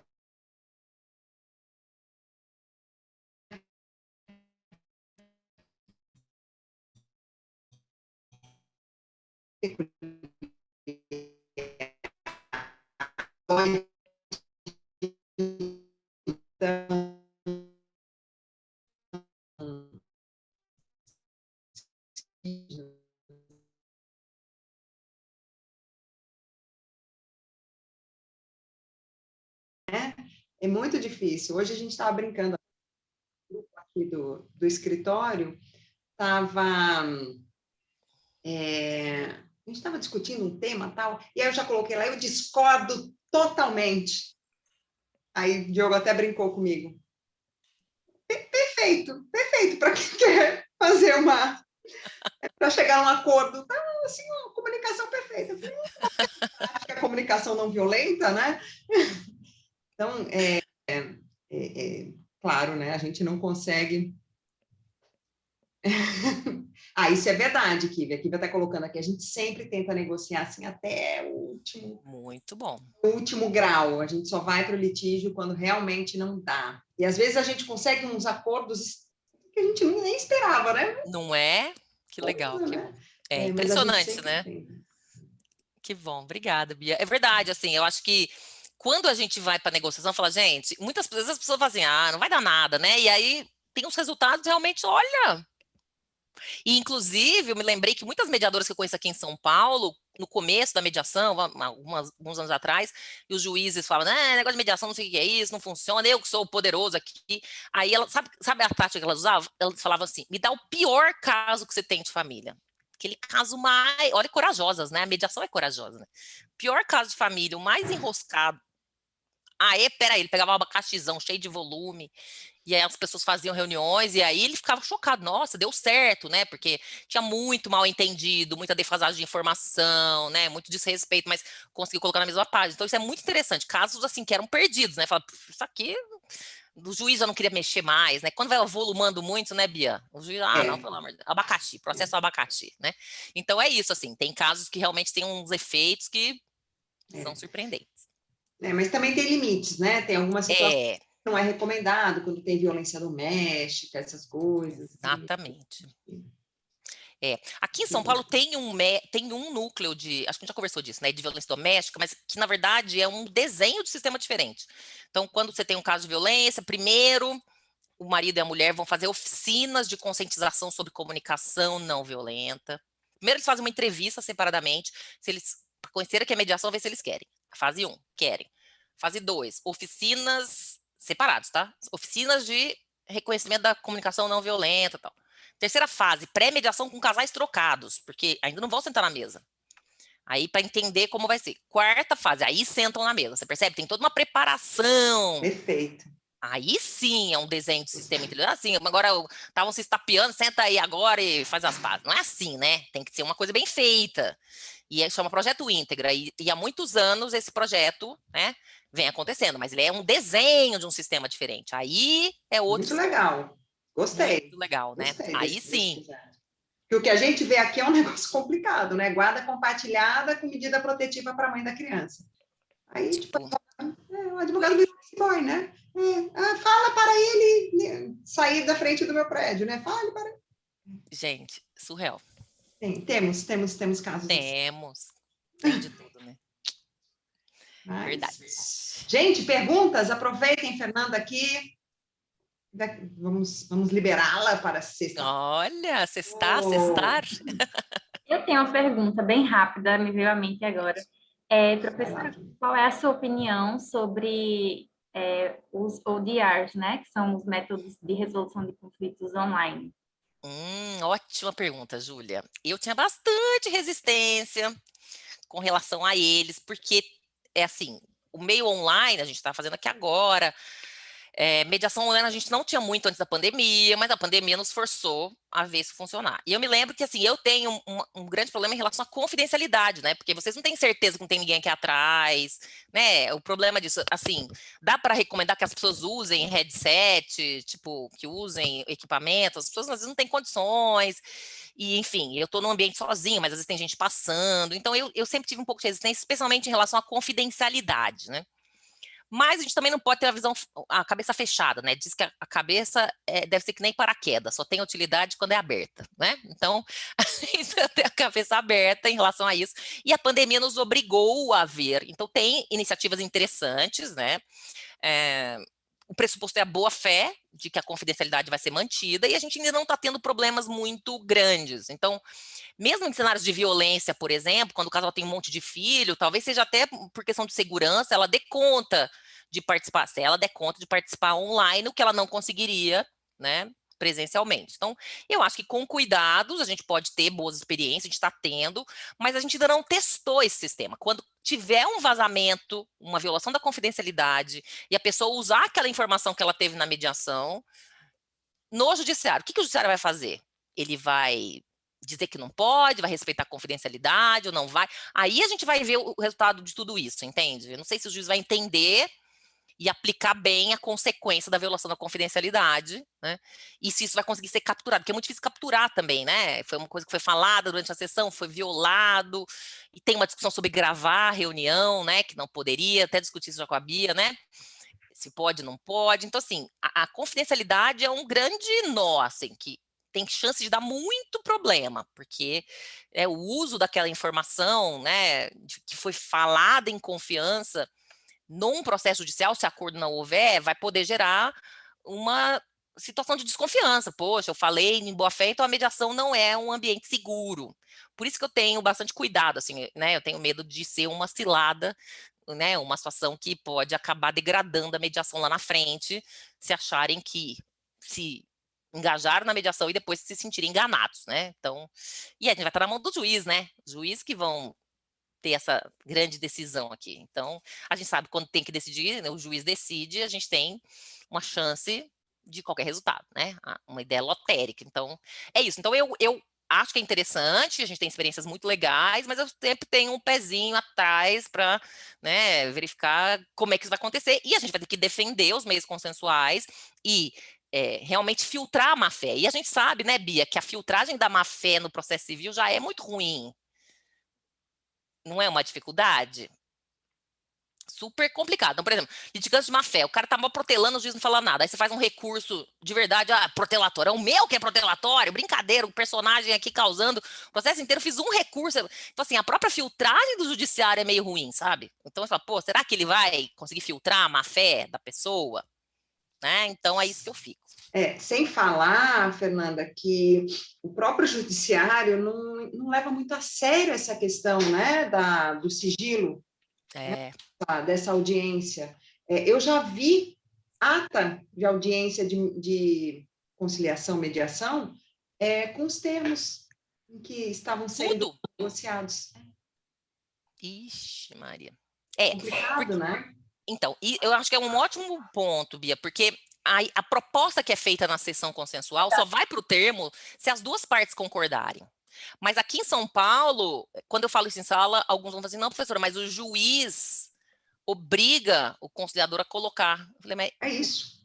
O primeiro princípio do artigo 66 do CPC é independência. O mediador conciliador tem independência em relação ao juiz. Ele não pode ser obrigado. Aí o juiz não aplica, ele não gosta. A gente não aplica, a gente não sempre gostou. Fez daquele jeito, agora vai mudar? É desagradável. E o juiz que preside a própria audiência depois e não acha que tem problema ali. Né? Então, é um problema seríssimo. Isso seríssimo. Direto. Mas vou contar para vocês uma situação prosaica, assim, absurda, que me contou uma aluna, eu falei, não é, só pode ser brincadeira. É assim, disse que era uma audiência no fórum, e era uma sala grande, meio escura, e tava lá o conciliador tentando fazer acordo, era um caso difícil, depois de uma hora, falou, não vai dar para fechar de jeito nenhum. Aí disse que lá do escuro, do fundo da sala, ela falou assim, vai fechar sim. O juiz estava no escuro, no fundo da sala, escutando tudo. Gente, que isso? Juiz oculto, como pode? E falou, olha... Vocês vão, depois de tudo vocês conversaram, vocês vão ter que fechar assim. Todo mundo ficou assim, o que é isso? Surgiu um personagem aqui, né? Falei, gente, agora o advogado vai ter que vasculhar a sala para ver, tem alguém no fundo ali, né? Porque o juiz estava lá no fundo. Parece mentira, né, Júlia? Parece mentira. Minha aluna jurou que era verdade. E outro falou assim, eu também já ouvi falar disso. Né? Porque tem umas lendas urbanas na jurídica. Fala, é possível, gente. Diz que tinha o juiz, o personagem lá do vai ter que fechar assim. E eu já escutei juiz falando assim, não, se o conciliador não conseguir acordo, me chama que eu vou lá recolher os acordos. Como se fosse de uma professora no modo presencial que vai recolher a prova dos alunos no final da acabou seu tempo, passa para cá, né? Mas sem o acordo não está pronto, é meio diferente aqui, né? Não tem recolher nada. O negócio não está pronto. Né? Então, concordo, Bia, eu acho que a figura do juiz, além do temor reverencial, né, ainda tem as situações bizarras né, dessas situações que podem acontecer, decididamente é um problema. Agora, tem uma juíza conhecida nossa, eu sempre debato isso com ela, fala, Fernanda, mas eu juro que eu esqueço o que eu vi na conciliação na hora de julgar. Né? Já briguei eu não ia tanto com falar ela por causa disso. Eu ia falar o santo, mas a professora Bia tem a boca grande. É que eu já briguei com ela, briguei no bom sentido, tá, gente? A gente discute sempre no bom sentido. Mas já foi tantas vezes isso publicamente, assim, em mesa de evento. Falei, mas eu preciso acreditar que você é desmemoriada. Como é que eu posso confiar que você não tem lembrança, concorda? Não dá. Imagina aquela pessoa... falar do subconsciente, né? Ela pode não se lembrar conscientemente. Isso. Imagina, né? Aquela pessoa bem chata, tá quase fechando, né, não vou fechar. Fala, desgraçada, vai me dar um trabalhão, daqui a pouco vou ter que descascar esse abacaxi, não é? É humano isso, né, gente? Concorda? Tá quase. Você fala, não foi, droga. Peraí. Até uma vez, olha que interessante, uma vez um juiz trabalhista falou assim, que deveria ser pensado na vedação da reformatio in pes, da reforma para pior, quando o juiz, ele conduz a sessão e as partes não fazem acordo, ele fica bravo e dá uma canetada forte, não é uma canetada, uma digitada forte, né, uma decisão pesada, e também quando anula a sentença dele e volta para ele julgar, porque ele fica bem bravo, né? E às vezes ele pesa no julgamento em retaliação, né? É descontaminação do julgado, né? Ele tá Exatamente. Pode julgar. Não deveria ser ele mais, né? Se a senhora for escrever sobre isso, eu gostaria muito de ler. Ah, pois é. Nossa, eu preciso escrever. Tem uma lista de coisas trash para escrever? Nossa Senhora. Vou me esconder aqui. Antes da gente encerrar, queria dar a palavra para Tony. Não sei se ele ainda quer falar, mas ele tinha falado no chat que gostaria de contar um caos. Oba, gostamos de caos. Oi, estão me ouvindo? Eu fiquei meio sem áudio, sem vídeo por aqui, tá? Eu não gosto muito do Zoom, enfim, publicamente aqui expondo minhas negativas ao Zoom, mas que seja. Quando vocês começam a falar, eu começo a acreditar que não aconteceu só comigo aqui na Paraíba, eu sou advogado da OAB Paraíba, e há cerca de 40 dias exatamente, eu acabei de receber a primeira da minha cliente, então por isso que eu sei o prazo exatamente que nós fizemos uma audiência de conciliação marcada inteiramente online, já foi feito, o réu foi citado por WhatsApp, eu já fiquei assim meio, nossa, consegui, ótimo. O réu espontaneamente respondeu, arranjou um advogado. Esse era um processo que eu tinha mais de 2 anos, segredo de justiça, é um processo de família, envolvia aí, questões de difamação e etc. É uma separação, né? Foi uma separação, na verdade, uma dissolução de união estável. Eles tinham um documento registrado em cartório, a certidão registrada em cartório, e nessa dissolução, a única coisa que precisava discutir eram bens, porque eles não tinham filhos. Então, eu digo, é muito prático o caso. Só que o cara já estava 1 ano enrolando e disse que não queria dar nada e ponto, acabou. Caiu na mesma vara que eu estagiei como mediador, né? Eu era estagiário do fórum e do juiz da especial ao mesmo tempo, fazendo só a questão das mediações. E aqui é pequeno, aqui em Cabedelo, da região metropolitana de João Pessoa, e caiu na 5ª vara, que é a única vara de família, e eu sabia exatamente quem era o juiz. E quando eu peguei, eu digo, mediação não tem, o juiz nunca fez conciliação na vida. Como estamos nesse modelo remoto de trabalho, por incrível que pareça, eu abro aqui para fazer audiência, e quando eu olho, era o juiz que estava a fazer a audiência de conciliação. Não tem mediador lá agora, porque as faculdades, lá era um convênio com a faculdade, porque as faculdades não estão colocando eles para fazerem as mediações presenciais. Então, o próprio juiz estava para fazer a desconciliação. E aí, tudo que vocês falaram aqui aconteceu. Primeiro, ele não acreditava que seria uma audiência de conciliação. Ele achou que a gente ia chegar lá, tem proposta... Não, acabou. Não. A gente passou 1 hora e 45 minutos. Por sorte minha e do outro advogado, as partes já tinham mais de 1 ano que já tinham a separação de fato e estavam muito mais calmas, muito mais a fim de transacionar realmente. E aí a gente conseguiu fazer a conciliação depois de 1h30 de discussão, e o juiz estava assim, tipo, batendo o pé, e e aí, minha gente, vai, não vai, a gente vai encerrar, desse modo que eu estou dizendo. Como é que vai ser, doutor? Quase atrapalhando, né? Quase atrapalhando. Eu tenho, inclusive, gravado essa audiência, eu não posso divulgar, porque é no segredo, um processo de justiça, mas foi, assim, uma coisa que eu digo, nossa, todos os conceitos teóricos de mediação e conciliação, eles são apartados na hora da prática de um jeito, assim, que, principalmente, eu sempre tentei, como estagiário, levar a teoria. Já era difícil, porque o juiz já bateu na porta para pedir, aí saiu a audiência, saiu a conciliação, já tinha acontecido isso comigo lá. E aqui na prática, quando eu pego, e no modelo remoto, quando eu pego, eu digo, nossa, vai dar um problema do mundo. Por fim das dúvidas, a gente fechou uma conciliação com uma divisão em 45 parcelas, uma divisão bem longa, uma entrada para 30 dias, 45 parcelas de pagamento, mas eu acho que o juiz ficou com raiva só porque ele ia colocar ele mesmo redigir na ata, na ata de audiência. E quando terminou, ele disse, rapaz, parabéns aos 2 advogados. Muito obrigado. Ele não acreditou que nós íamos finalizar o processo naquele dia. Não acreditou. Eu tenho certeza total que ele não acreditou. Eu não vou dizer o nome do juiz, mas é a única vara de família que tem aqui em Cabedelo. Cabedelo ou Cabedeiro? Cabedelo. É região metropolitana de João Pessoa. E eu sei como é a atuação do juiz, sabe? Assim, é um juiz de família, é um juiz que está acostumado com aquele modelo antigo. De litígio, de estar na briga. Então, é um caos mesmo, tem um caos, como a gente disse aqui na Paraíba, é um caos que todos os envolvidos acabaram saindo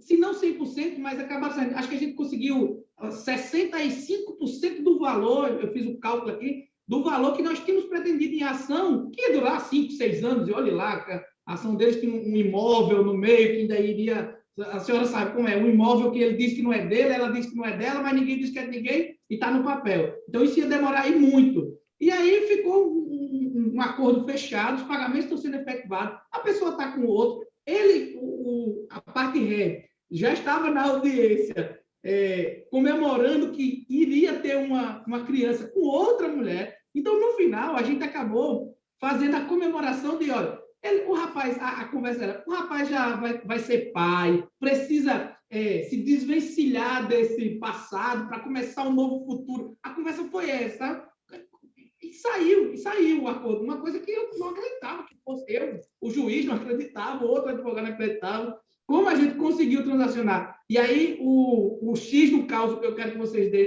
coloquem na cabeça é que foi tudo isso aqui, online. Tudo isso aconteceu online. Eu aqui no escritório, a menina lá no interior, que era do interior, e ele com o advogado dele lá no município de Cabedelo. Então, dá para fazer sim. Acho que o que a gente tem a levar desse meu caso é que dá para fazer sim, que tem como as partes terem o seu pleito atendido, nunca integralmente, mas cada um vai sair feliz e tocar a vida. Cada um vai seguir a vida. Vai tocar a vida. O judiciário agradece, a vida agradece. Porque a gente consegue sim. Os advogados são responsáveis também por isso. Com certeza, parabéns. E assim, esse engajamento faz toda a diferença, né? Como você falou, se as pessoas se engajarem, né, a vontade é como o sol, assim, ela gera realmente, né, muitos efeitos, muitos brilhos aí. Gente, vocês têm aula agora 7? Confere aí, produção. Então, tivemos uma evasão aqui, né, de mais de 50%, mas é porque o professor Diogo, ele começou a dar aula, né, e eu acho que muitos alunos que eram da turma. Algumas pessoas do Cascudo também tinham aula. Então, aqui, gostaria de encerrar, agradecer muito a sua presença, Fernanda. A gente ainda não sabe se os métodos online, né, dão certo. Tivemos o testemunho aí de Tony, mas aqui nossa reunião deu muito certo. Mas se a senhora quiser vir para Natal, venha. A gente não vai ser que nem sua família, vamos pagar um camarãozinho para você. Pode vir. Obrigada. As portas da UFRN estão abertas, como eu disse. O Cascudo é um projeto que, assim, eu falo em nome dele agora, fica muito, muito feliz mesmo com a sua presença, porque a gente acredita nessa inovação do direito e na acessibilidade à justiça, de fato. Que então, bom. Obrigada. Agradeço muito. Acho que é isso, né, pessoal? Acertou, né? Obrigada, Fernanda. Obrigada mais uma vez. E vamos marcar mesmo, né? Agora eu estou coordenadora do curso, né? Desse meu crachá, né? O nome do curso de Direito da UFRN, né? Eu agradeço sua presença aqui, né? Ainda que virtual, e esteja sempre convidada, né? Você sabe que as portas do UFRN estão sempre abertas para você. Vitor, quer encerrar? Sim, eu só queria agradecer, né, mais uma vez, já reiterar as palavras ditas, e queria tirar uma foto, se possível, para a gente recordar esse momento e ficar já guardado no projeto. Então vamos lá, pessoal, quem tiver aí e puder mais ligar as câmeras para ficar a foto bem bonita. Então, 1, 2, 3. Pronto, gente. Aí. Foi ótimo, foi incrível, assim, muito esclarecedor. Então, boa noite, pessoal. Bom final.